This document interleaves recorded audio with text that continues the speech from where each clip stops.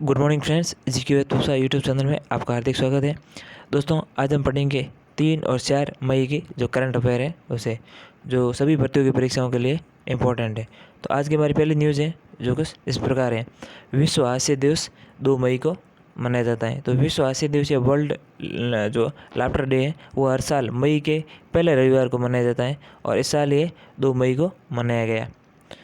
आगे हम देखते हैं अगली जो हमारी न्यूज़ है वो कि आनंद महिंद्रा ने लॉन्च किया प्रोजेक्ट ऑक्सीजन ऑन व्हील।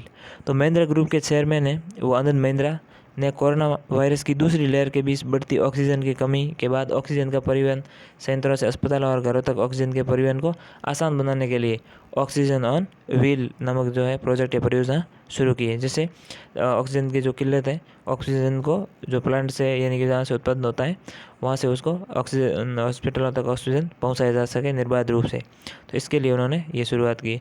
इस न्यूज़ से हम याद रख सकते हैं हमारे एग्ज़ाम के पॉइंट ऑफ व्यू से या एग्ज़ाम की दृष्टि से कि महिंद्रा ग्रुप के जो सीईओ हैं वो पवन कुमार गोयनका है और महिंद्रा ग्रुप की स्थापना 2 अक्टूबर 1945 को लुधियाना में हुई थी। अगली जो हमारी न्यूज़ है वो है कि विश्व टूना दिवस 2 मई को मनाया जाता है। अब ये टूना क्या होता है ये भी देख लेते हैं।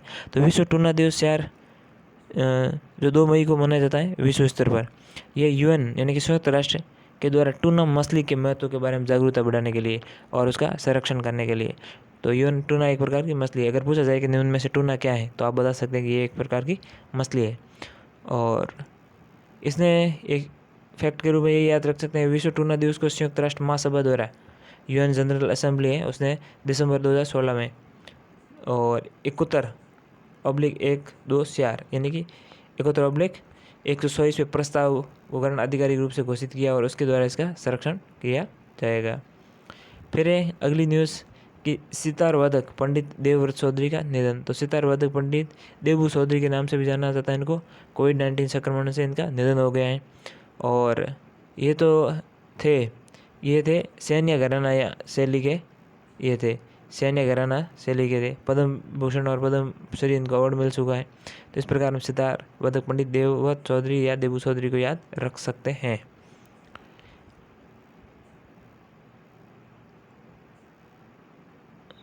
और अगली जो हमारी न्यूज़ है वो है कि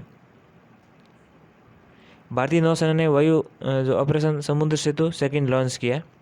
तो भारतीय नौसेना है उसने जो है समुद्र सेतु सेकंड जो वो लॉन्च किया है और इसमें भारतीय नौसेना ने अपने बिगड़ते हुए कोविड-19 महामारी के बीच मेडिकल ऑक्सीजन और भारत के अन्य देशों के साथ अन्य आवश्यकताओं की तेजी से परिवहन मदद के लिए ऑपरेशन समुद्र सेतु सेकंड शुरू किया गया।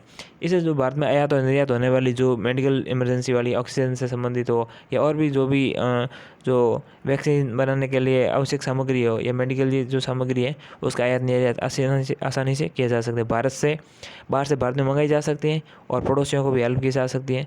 तो इस प्रकार के ये जो पहल शुरू की गई है और इसमें हम याद रख सकते हैं कि भारत ने 2020 में भी भारतीय नौसेना ने मालदीव, श्रीलंका, ईरान से लगभग 4,000 असहाय और परेशान भारतीय नागरिकों को वापस लाने के लिए वंदे भारत मिशन के हिस्से के रूप में ऑपरेशन समुद्र सेतु का शुभारंभ किया था पिछले साल 2020 में और इस बार ऑपरेशन समुद्र सेतु सेकंड है। तो इसमें हम याद रख सकते हैं कि नौसेना स्टाफ के प्रमुख एडमिरल करमवीर सिंह है जो है नौसेना चीफ और भारतीय नौसेना की स्थापना है वो 26 जनवरी 1950 को हुई थी। और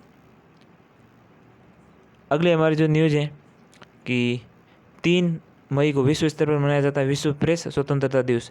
प्रेस की स्वतंत्रता वर्ल्ड प्रेस फ्रीडम डे जो है वो 3 मई को मनाया जाता है कि जो मीडिया हैं या जो पत्रकार हैं वो जो लिखते हैं वो स्वतंत्र रूप से लिखने चाहिए, जनता की आवाज़ उठानी चाहिए सर्कारों के सामने उसको, और वो जनता के लिए काम करे। ऐसा नहीं है कि वो सरकारों की चापलूसी करें।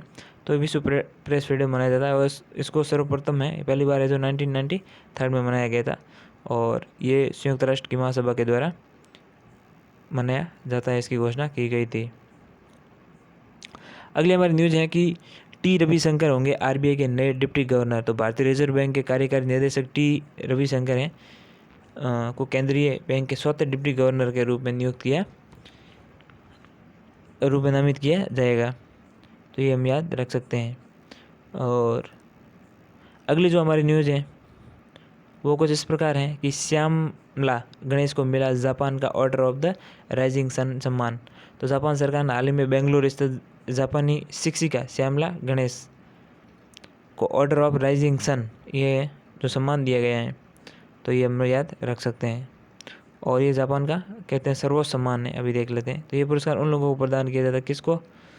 जिन्होंने जापानी संस्कृति को बढ़ावा देने के लिए अंतर्राष्ट्रीय जो है संबंधों में उपलब्धियां, अपने क्षेत्र में प्रगति और पर्यावरण के संरक्षण के लिए विभिन्न जो उपलब्धियां हासिल की या काम किया, तो उसके लिए ये दिया जाता है। हम जिस प्रकार गांधी शांति पुरस्कार देते हैं, विदेशियों को भी देते हैं, उसी प्रकार ये भी एक अवार्ड है जापान का। तो जापान की जो राजधानी टोक्यो है और जापान की मुद्रा है जापानी येन है। और एक और फैक्ट हम जापान का याद रख सकते हैं, जापान के प्रधानमंत्री हैं योशिहिडे सुगा हैं अभी जापान के वर्तमान में प्रधानमंत्री। अगली जो हमारी न्यूज़ है कि जीएसटी राजस्व अप्रैल में सर्वाधिक ऊंचाई 1.41 लाख करोड़ रुपए पार। तो माल और सेवा कर यानी goods and service tax GST है, सकल राजस्व ने अप्रैल 2021 में भारत में 1.41 लाख करोड़ रुपए का सर्वोच्च स्तर तक पहुंचा दिया है। कोविड-19 महामारी चलते हुए भी दूसरी लहर में आर्थिक गतिविधियों पर इनका कोई बुरा असर नहीं पड़ा, लेकिन जीएसटी कलेक्शन अच्छा हुआ है, ये हम कह सकते हैं। अब अगली जो हमारी न्यूज़ है कि भारत और रूस करेंगे 2+2 मंत्री स्तरीय संवाद की स्थापना। तो 2+2 डायलॉग है, भारत और अमेरिका के साथ होता था, फिर जापान के साथ भी शुरू हुआ है, अब जाके ये रूस के साथ भी शुरू हो रहा है। इसमें 2+2 ये है कि दोनों देशों के जो रक्षा मंत्री और विदेश मंत्री हैं वो बातचीत करते हैं या फिर जो संवाद करते हैं, डायलॉग जो है वो सम्मेलन में भाग लेते हैं। भारत और रूस के बीच संबंध इतिहास, पारंपरिक विश्वास और पारस्परिक रूप से लाभप्रद सहयोग में नहीं थे। ये रणनीति साझेदारी उस समय का कसौटी पर खरी उतरती है। तो इस प्रकार इन दोनों देशों के विदेश मंत्री और रक्षा मंत्री मिलेंगे और जो है 2+2 डायलॉग वार्ता को संबोधित करेंगे। और रूस के राष्ट्रपति, अब हम फैक्ट देख लेते हैं कि इस क्वेश्चन या न्यूज़ से हमारे क्या फैक्ट बन सकते हैं। रूस के जो राष्ट्रपति है व्लादिमीर पुतिन साहब, रूस की राजधानी है वो मॉस्को है और रूस की मुद्रा है रूबल। अगली जो न्यूज़ है हमारी कि लुइस हैमिल्टन ने पुर्तगाली ग्रैंड प्रिक्स जीता। तो लुइस हैमिल्टन ने अपने प्रतिद्वंदी मैक्स वर्स्टापेन और मर्सिडीज टीम के साथी को हरा कर ये जो है पुर्तगाली ग्रैंड प्रिक्स है वो जीता है। और आपको बता दें फार्मूला 1 रेसर का ये हैं जो वो प्लेयर है लुइस हैमिल्टन, ये आप याद रख सकते हैं।